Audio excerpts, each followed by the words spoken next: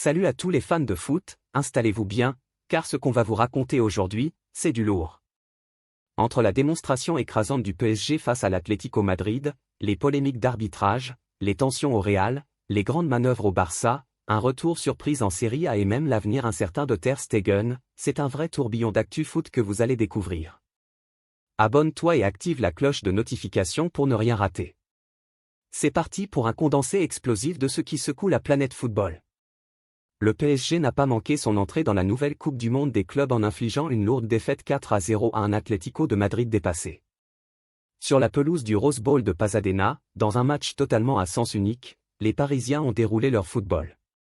Vitinha, étincelant, a montré la voie avec un but, bien imité par Fabien Ruiz, Seny Mayulu et Kang In Lee. Le PSG confirme ainsi son excellente forme avec déjà 30 victoires en 36 matchs toutes compétitions confondues en 2025. Paris semble plus que jamais favori dans ce nouveau format de la Coupe du Monde des clubs élargi à 32 équipes. En face, l'Atlético traverse une mauvaise passe, avec une défense perméable et un cruel manque d'efficacité devant le but.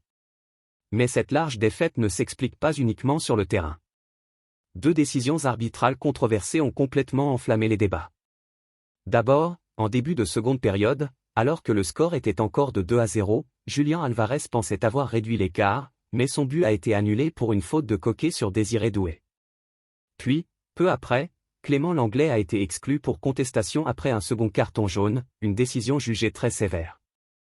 Réduit à 10, les Colchoneros sont sombrés, encaissant deux nouveaux buts. Une soirée cauchemardesque pour Diego Simeone, dont l'équipe débute bien mal sa campagne dans un tournoi où le moindre faux pas peut coûter cher. Au coup de sifflet final, les réactions dans le vestiaire madrilène ne se sont pas fait attendre. Koké a exprimé sa frustration en soulignant que son équipe avait bien commencé, mais que certains faits de jeu avaient clairement tourné en leur défaveur. Il a évoqué une égalisation possible à 1-1 et un but refusé qui, selon lui, aurait pu tout changer. Il a reconnu la supériorité du PSG tout en déplorant l'expulsion de l'Anglais, qui, à ses yeux, a complètement tué le match. Même constat chez le gardien Jean Oblak, qui a dénoncé des décisions arbitrales défavorables à des moments clés. Il a lui aussi salué la qualité du PSG, tout en ne comprenant pas le carton rouge infligé à l'Anglais. Jouer à 10 contre Paris, selon lui, relevait de la mission impossible. Diego Simeone, de son côté, a tenu à rester mesuré.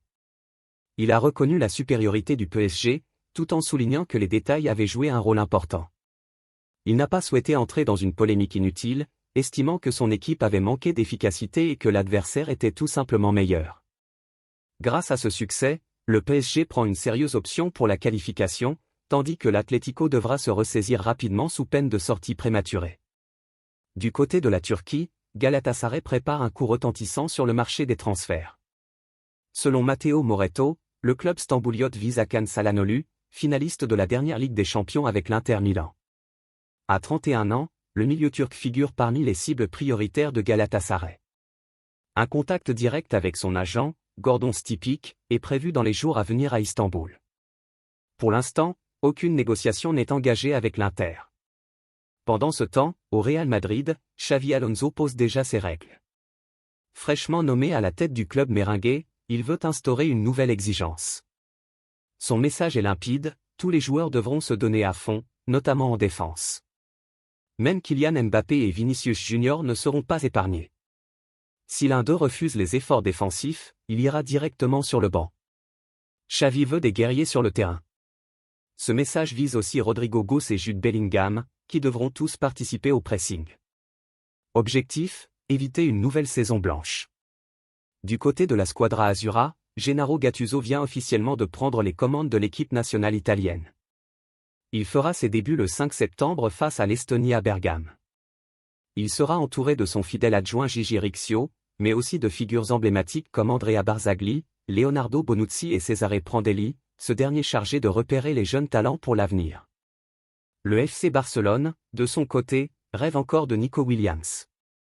L'ailier de l'Athletic Bilbao est la priorité du Barça, mais plusieurs obstacles bloquent l'opération. D'abord, les Catalans doivent choisir définitivement entre lui et Luis Diaz. Ensuite, les tensions avec l'Athletic compliquent tout, sans parler de la clause libératoire de 58 millions d'euros que le Barça ne peut pas payer cash. Il faudrait donc trouver un terrain d'entente ou réaliser une grosse vente, alors que le transfert de Johan Garcia a déjà coûté 25 millions au club. Nico Williams au Barça? C'est encore loin d'être fait. À 39 ans, Edin Dzeko va faire son retour en Serie A.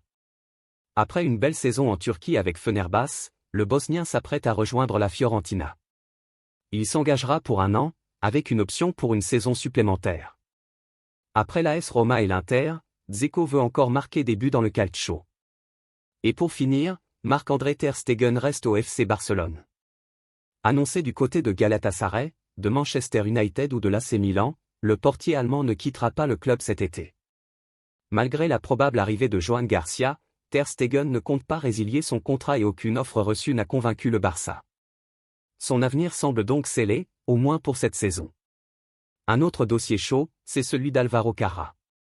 Le Real Madrid veut le latéral gauche de Benfica, mais le club portugais se montre inflexible.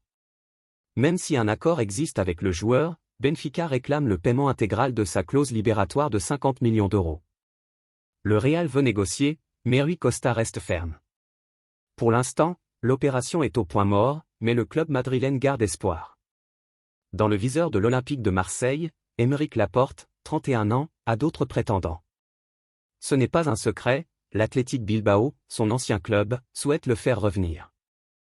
Pour cela, l'écurie espagnole compte sur le fait qu'elle va jouer la Ligue des Champions mais également sur le fait que l'épouse du footballeur est originaire du coin.